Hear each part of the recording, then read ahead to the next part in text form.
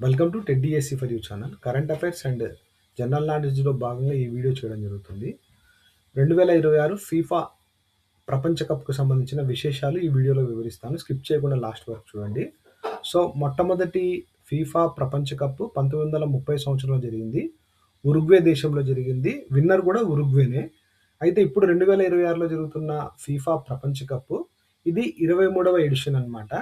ఆతిథ్యం ఇస్తున్న దేశాలు అమెరికా, కెనడా, మెక్సికో. ఈ 3 దేశాలు కలిసి 2026 ఫీఫా వరల్డ్ కప్‌కు మరి ఆతిథ్యం ఇస్తున్నాయి. అలాగే ఈసారి విశేషం ఏంటంటే రికార్డు స్థాయిలో 48 దేశాలు పోటీ పడుతున్నాయన్నమాట.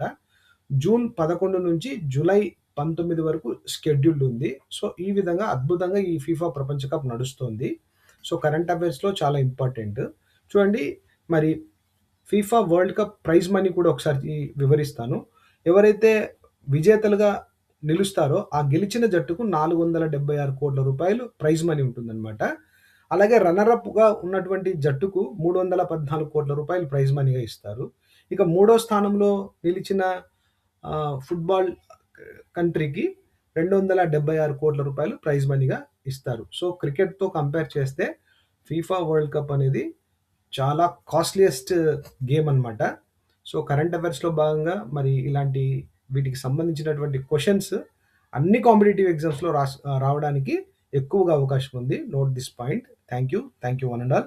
మన ఛానెల్‌ను సబ్స్క్రైబ్ చేయండి, లైక్ చేయండి, షేర్ చేయండి, కామెంట్ చేయండి.